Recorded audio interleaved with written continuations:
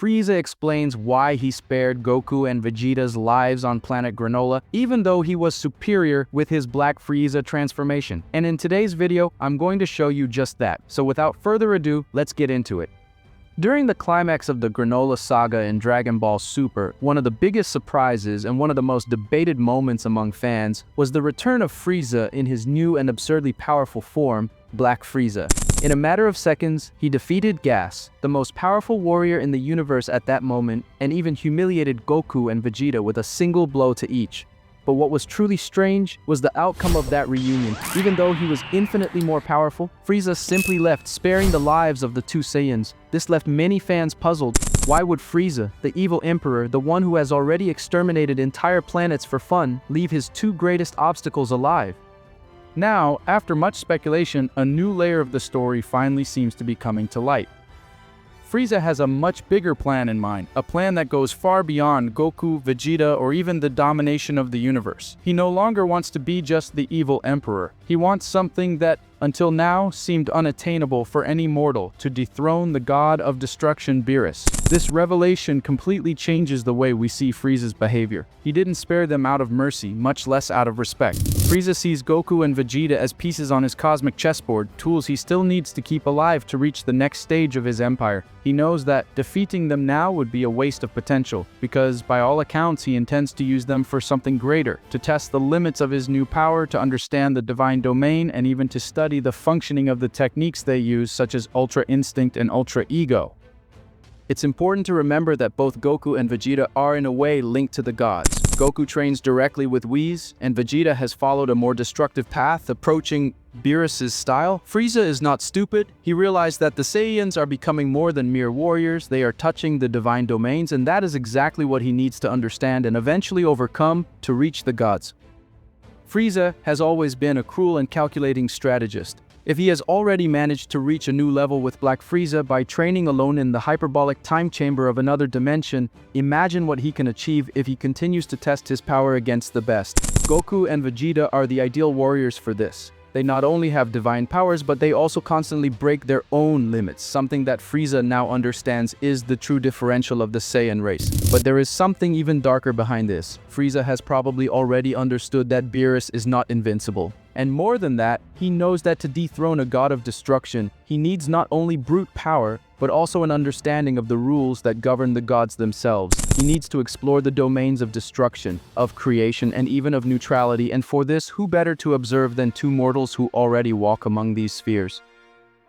Another factor that may have influenced Frieza to spare them is his characteristic arrogance. With the new power he carries, Frieza no longer sees Goku and Vegeta as immediate threats, but rather as toys or puppets that can still be useful. It is the same arrogance that led to his defeat in the past, but now tempered with strategy. He will not make the same mistake of underestimating them. He spares them because he wants to keep them alive until the moment he himself deems it appropriate to destroy them, or to use them as bait against something even bigger. And that something bigger may very well be Beerus. Since the introduction of the gods of destruction, Frieza has never shown real fear of Beerus. Respect perhaps, fear never. And now, with the power of Black Frieza, he may finally be in a position to face this challenge head-on. But he knows that a direct confrontation with Beerus would be suicide if not well calculated. That's why he wants to observe, learn, and gather information. Goku and Vegeta are the link between mortals and gods, and Frieza will exploit that to the limit. In fact, some say that Frieza may be trying to replicate the divine ritual of ascension, the one that can transform a mortal into a being of a divine category.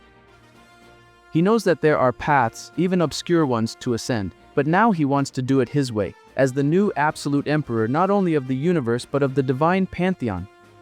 With all certainty, if there is a mind capable of putting together loose pieces on the cosmic chessboard and transforming information into absolute power, that mind is Frieza's. By sparing Goku and Vegeta, he is not just ensuring worthy opponents in the future or testing his limits. He is paving the way for something much deeper, access to the greatest secret of the gods of destruction. And that secret, as few know, is that Beerus' life is directly connected to the life of the Supreme Kai of Universe 7 Shin. This detail, discreetly revealed during the Zamasu saga in Dragon Ball Super, is one of Beerus' greatest vulnerabilities. If Shin is killed, Beerus will also disappear instantly. It is a clause of divine balance, and Frieza, with his thirst for power and obsession with strategic knowledge, will inevitably discover this. He has already had contact with Shin during the Tournament of Power, he has already observed his importance among the gods, and now, with his status as an absolute cosmic warrior, there is nothing to stop him from seeking or tearing out this information. Worse still, Frieza knows how to manipulate, extort, and use fear to achieve what he wants. If he discovers this secret, Shin will automatically become the #1 target of his plans, and he will not need to face Beerus in a battle of titans. He would just need to eliminate Shin with surgical precision. It is a cold, cruel, but extremely effective move, and absolutely in Frieza's style. But the question does not stop there. By keeping Goku alive, Frieza is also connecting, albeit indirectly, with Zeno himself, the most powerful being in existence, the god of realities. Goku is one of the few beings who has direct access to Zeno, being treated with friendship, almost like a mascot, by the one who can erase universes with a snap of his fingers. Frieza saw this with his own eyes during the Tournament of Power, and he realized that there is a power even more dangerous than pure ki. Influence over the beings that shape the cosmos. Imagine Frieza discovering a way to manipulate this connection. He doesn't need to confront Zeno, he can simply use Goku as a bridge or even a puppet to try to influence divine decisions. Frieza is a manipulator. If he knows how to play his cards right, he can even provoke a new multiversal tournament or create a situation where he, in some way, comes under the observation of Zeno, gaining time to study his weaknesses or ways to use the multiversal structure to his advantage.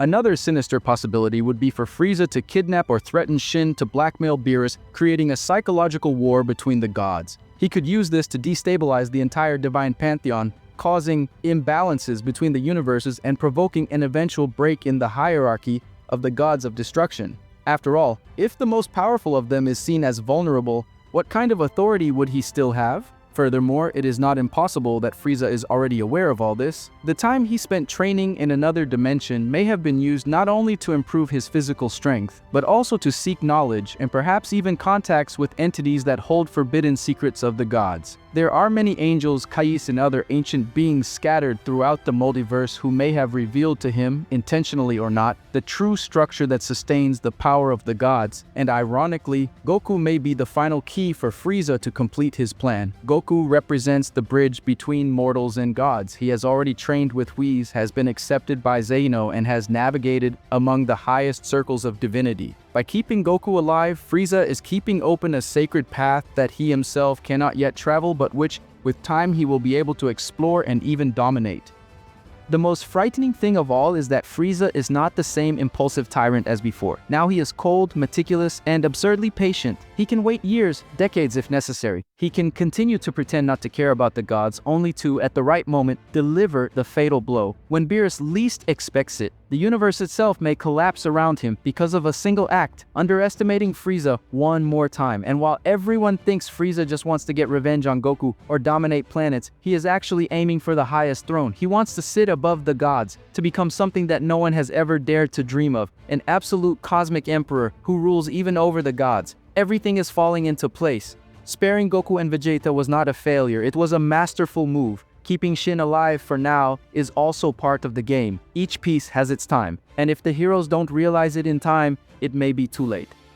In the end, this saga promises to be much more than a physical battle. It will be a war between Frieza's limitless ambition and the divine structure that tries to maintain the balance of the multiverse. And maybe, just maybe, Goku and Vegeta are the only ones who can prevent the fall of the gods before the absolute darkness that is approaching, the era of Black Frieza. But Frieza's ambition does not stop at Beerus. That is just the first step in his ascent to something even more daring, to reign above even Zeno, the king of everything. Few would be crazy enough to even imagine this. After all, Zeno is not just a god, but a primordial entity, a child with the power to erase entire realities with a simple gesture. But Frieza is not just ambitious, he is obsessed with control. And knowing that someone like Zeno can end everything without even understanding the consequences of it is something that simply does not fit into the vision of absolute empire that Frieza wants to build. Frieza sees Zeno as an anomaly in the cosmic system, a being with unlimited power but without understanding, without strategy, without order, only instinct and whim. For someone like Frieza, this is unacceptable.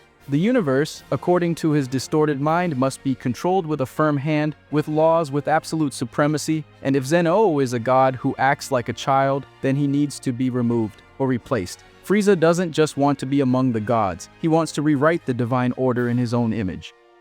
And this is where the plan to keep Goku alive gains another, even more dangerous layer. Frieza knows that Goku is Zeno's friend, someone who has free passage to communicate with the most powerful being in existence. If he can manipulate Goku, or worse, appropriate his status, he can get closer to Zeno with intentions that no one suspects. A false ally, a wolf among the angels.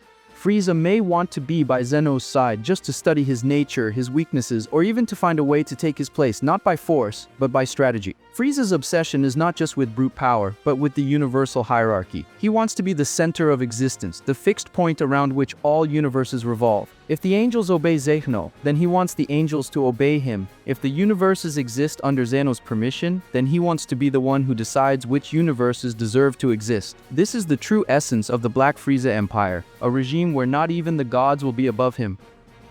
And this is the true danger that is approaching. While everyone is looking at battles, explosions, and transformations, Frieza is silently orchestrating the greatest coup d'etat in the history of the multiverse. And if he is not stopped in time, Zeno could fall not because of a direct attack, but because of something even more dangerous. A patient, sneaky, and deadly plan coming from the one who has already overcome death itself. If this plan really goes ahead, we will see the birth of something never before imagined in Dragon Ball, an empire where Frieza not only reigns over planets and universes, but over the very pillars of creation, reshaping reality according to his will. And the most terrifying thing of all is that, for the first time, this ambition does not sound impossible. But comment on what you thought of all this, and don't forget to like. Thank you all very much for your support, and see you next time.